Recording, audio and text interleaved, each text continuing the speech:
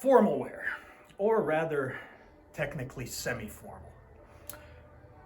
Stateside, in the past several decades, formal affairs haven't in fact been at full formal dress. Occasionally, a White House event or the occasional orchestra conductor will be in what we call tails or white tie, which is the most formal evening dress level. The morning suit, morning coat, morning dress is its daytime equivalent. You almost never see either stateside. The occasional royal wedding over in England, you will see morning dress. At the Royal Ascot horse races, there's a section that will be in morning dress.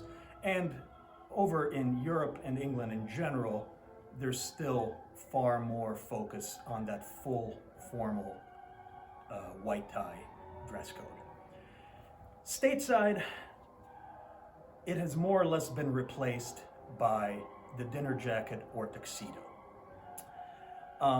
So now, when someone says, I'm going to a formal, they more than likely mean black tie, dinner jacket, tuxedo.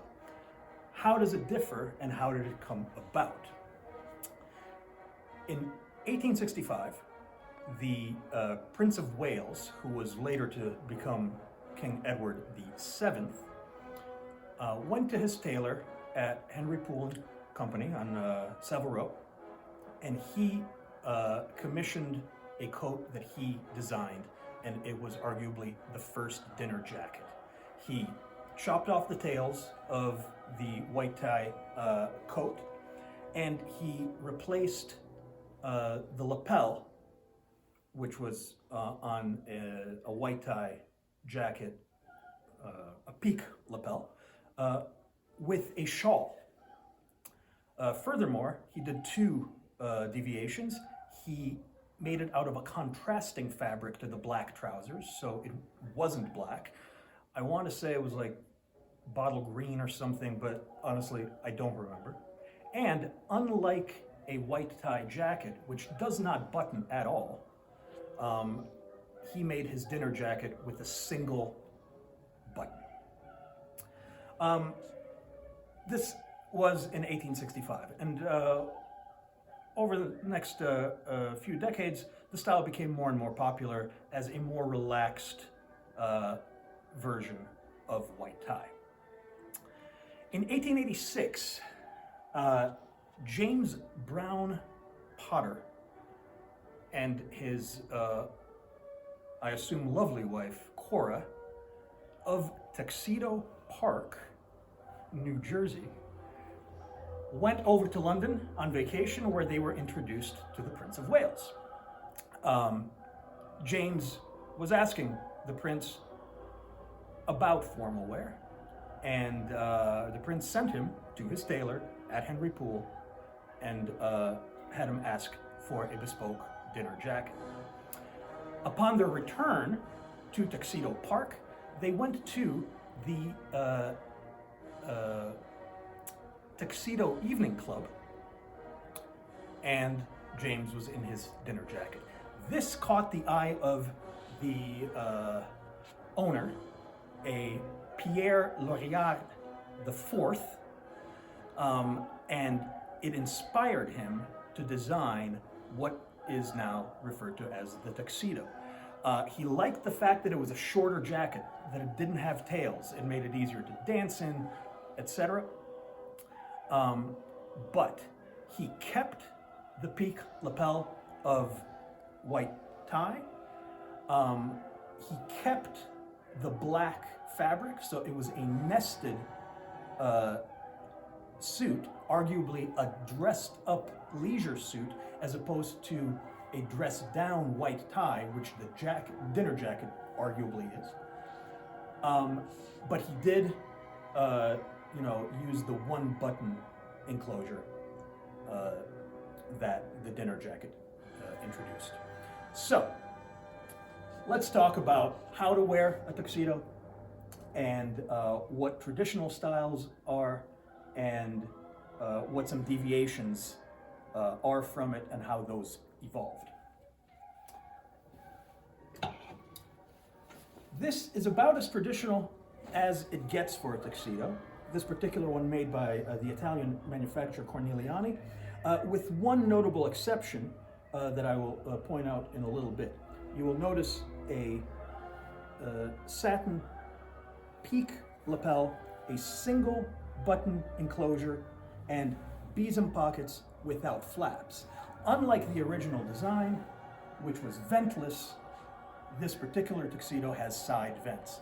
Personally, this is one kind of nod to modernity that I support, although I absolutely respect anyone who desires, a tuxedo or dinner jacket that is ventless, because that is the original design. All sorts of deviations have occurred from that original design. The most popular these days is probably just the notch lapel jacket. This one has flaps, which deviates from the original design, but it does maintain that single button enclosure. There are 2-button tuxedo jackets being made now. But I would argue that if you go that far, you're really wearing a black suit with a silk lapel.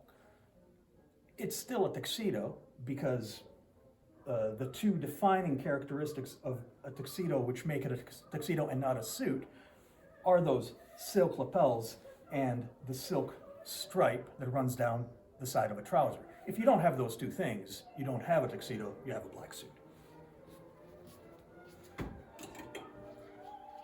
And then, in the 1930s, midnight blue became an incredibly popular alternative to the black. You'll notice this one has a shawl lapel. Supposedly, there were a few years in the 30s where more midnight blue tuxedos were being manufactured than black. I don't know if that's true, but it might be. I don't know. The idea of midnight blue is actually that when you wear it in a low light evening social situation, is that it actually comes off as a richer black than necessarily a blue. And then, if you want to do something that's a little bit more coquettish, perhaps, than a tuxedo, you can, over a tuxedo trouser, wear a contrasting dinner jacket. A dinner jacket will typically have a shawl lapel.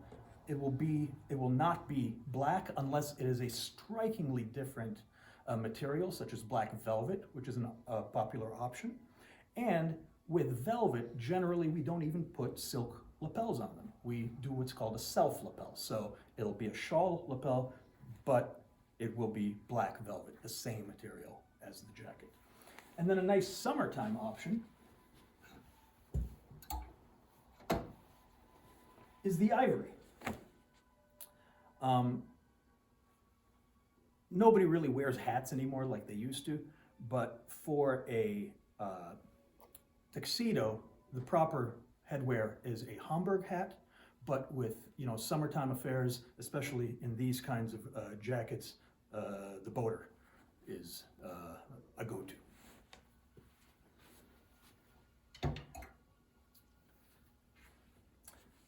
Now, a tuxedo shirt will have a French cuff and a point collar.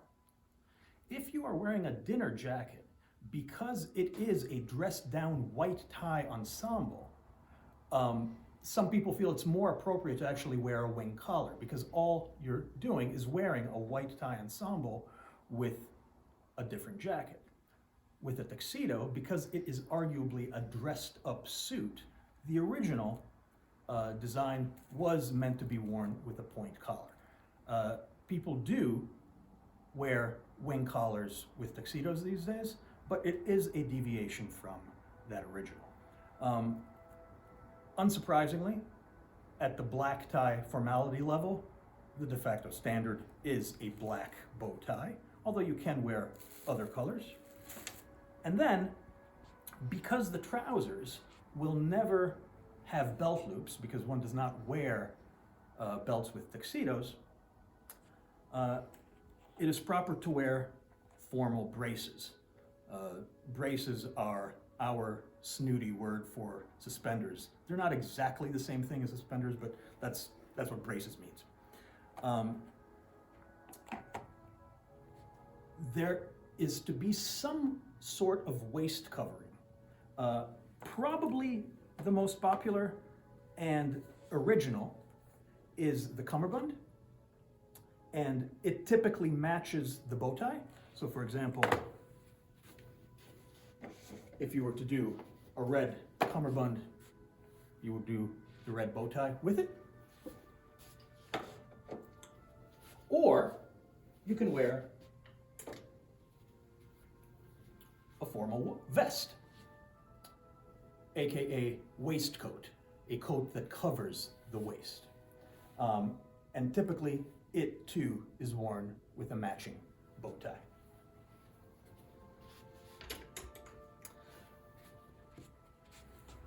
Moving on to the shirt, we already talked about the shirt, but I failed to mention that typically we wear one with the first 4, originally 3, buttonholes that take a stud that can or does not have to match the cufflinks. There are shirts which have what's called a covered placket, where some fabric just covers the buttons, in which case you don't need studs. Also typically, tuxedo shirts will have what is called a bib, where we have a piqué textured portion in the front, but then just a regular twill fabric all the way around and sleeves, etc. However, that's actually becoming less and less common, and there are some alternatives where basically you just have either a plain or textured French cuff shirt that takes studs. That's becoming more and more popular. As far as footwear, a few different options. This is the standard tuxedo shoe, a very, very high gloss, patent leather in black. And the thing about this kind of shoe is that you can really only wear it with a tuxedo. This would look a little silly with jeans or slacks or anything else. A nice alternative is what's called the opera slipper or the opera pump. This is crushed black velvet. I'm wearing a pair right now. I sometimes lounge around the house in them. They're basically my slipper. But this was originally meant for wearing with a tuxedo or dinner jacket to a club or opera house where you were a member, so it was kind of like a second home, or you would wear these if you were hosting an event in your own home. I often suggest this as footwear for grooms and fathers of the groom and fathers of the bride, simply because the grooms, who tend to be usually, not always, younger men, like the faster style of these than traditional shoes. Plus, when are you going to be more of a host than at your own wedding or your son's wedding or your daughter's wedding? Not to mention then they can double as house slippers too. And then if versatility is an issue, the whole cut Oxford, if you really put a nice high gloss shine on it, looks wonderful with a tuxedo, but this is actually a shoe that you can wear with slacks or a suit. It's a lot more versatile, and it's just a very, very clean kind of design.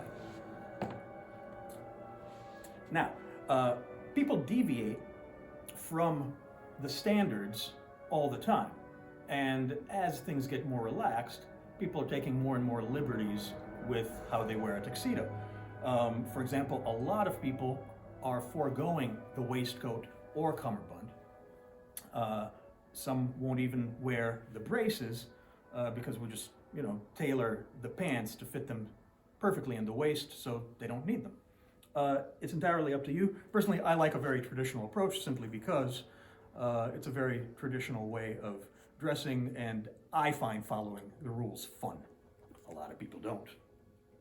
On that, I've read this passage before, but I find it so amusing that I'd like to read it again. This book is Debrett's Handbook, British Style, Correct Form, Modern Manners. It was introduced to me by my good friend and colleague, Russell Perry Firestone, who is manning the camera as we speak. A fashionable interpretation of black tie, when a long black tie instead of a bow tie is worn with a dinner jacket, is often referred to as Hollywood black tie. For most formal private black tie events in Britain, this would look unsuitable. One last thing that I would like to address is, in the last few decades, it has become more and more common to wear black tie at weddings, which happen during the day.